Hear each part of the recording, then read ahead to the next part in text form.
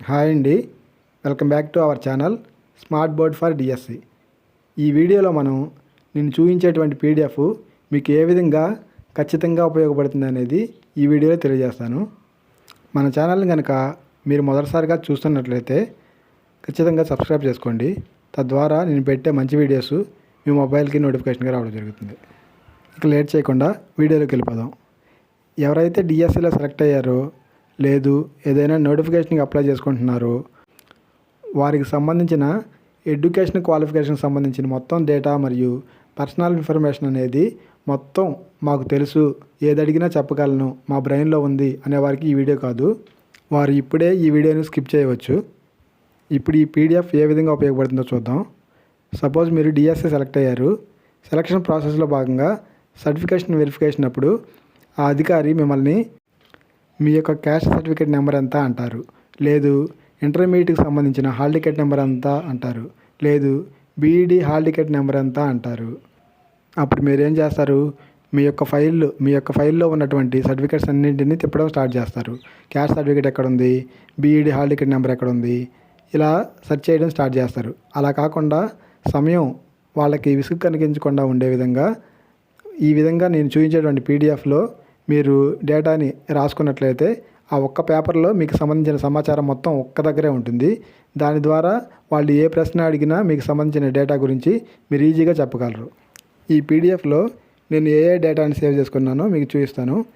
SSC hall ticket number, దానికి సంబంధించిన pass year, marks percentage, ఎక్కడ చదువుకున్నాము అనేది, అలాగే ఇంటర్మీడియట్, డిగ్రీ, తర్వాత బీఈడి, డిఈడి, పీజీ, ఈ విధంగా నేను నాకు కావాల్సిన విధంగా ఎంటర్ చేసి ఉన్నాను. ఇంక దీంట్లో ఏదైనా కాలం మీకు కావాలనుకుంటే కామెంట్ సెక్షన్లో కామెంట్ చేయండి. ఈ పీడిఎఫ్ అనేది నేను ఎంటర్ చేసుకున్న డేటాని తీసివేసి మీరు ఎంటర్ చేసుకునే విధంగా పీడిఎఫ్ని అందించడం జరుగుతుంది. అప్పుడు దాన్ని డౌన్లోడ్ చేసుకుని ప్రింట్ ఇచ్చుకుని మీకు కావాల్సిన విధంగా రాసుకోవచ్చు. కౌన్సిలింగ్ మరియు సర్టిఫికేట్ వెరిఫికేషన్ అప్పుడు మాత్రమే కాకుండా కొన్నిసార్లు మనం టెట్ అప్లికేషన్ చేయడానికి వెళ్తాం, లేదు డిఎస్సిఏ అప్లికేషన్ చేయడానికి వెళ్తాం, లేదు మరొక జాబ్కి అప్లై చేసుకోవడానికి నెట్ సెంటర్కి వెళ్తాం. అప్పుడు వారు అప్లికేషన్ ఫిల్ చేసే సమయంలో ఆ సందర్భాన్ని బట్టి ఇంటర్మీడియట్ హాల్ టికెట్ నెంబర్ ఎంత, లేకపోతే మీ ఫాదర్ యొక్క ఆధార్ కార్డ్ నెంబర్ ఎంత, లేదు డిఎస్సికి అప్లై చేసినట్టయితే మీ టెట్ హాల్ టికెట్ నెంబర్ చెప్పండి అంటారు. ఇవన్నిటికి సంబంధించి అన్నీ ఆ ఫైల్లో పెట్టుకుని తిరిగే దానికన్నా ఈ ఒక్క పేపర్ని దానికి సంబంధించిన సమాచారం మొత్తం ఒక్కసారిగా ఒక దగ్గర రాసుకుని ఆ ఒక్క పేపర్ని తీసుకుని వెళ్ళినట్టయితే సరిపోతుంది. ఎలాగూ మీ యొక్క సర్టిఫికేట్స్ మొత్తం స్కాన్ చేసుకుని మీ జీమెయిల్లో ఉంటాయి కాబట్టి అక్కడి నుంచి వారు డౌన్లోడ్ చేసుకుని అప్లోడ్ చేస్తారు. ఈ విధంగా క్రియేట్ చేసుకోవడం ద్వారా మీ సమయం ఆదా అవుతుంది. అలాగే మీ సర్టిఫికేట్స్ని తీసుకెళ్ళి ఆ నెట్ సెంటర్లోనూ ఎక్కడెక్కడో పడేసుకోకుండా ఆ సర్టిఫికేట్స్ మీ చుట్టూ తిప్పుకోకుండా ఉండడం జరుగుతుంది. ఈ వీడియోలో నేను చూపించినటువంటి ఈ ఐడియా ఖచ్చితంగా మీ భవిష్యత్తులో ఏదో ఒక సందర్భంలో ఏదో విధంగా ఉపయోగపడుతుందని ఆశిస్తున్నాను. ఈ వీడియో కనుక నచ్చినట్లయితే ఖచ్చితంగా లైక్ చేయండి.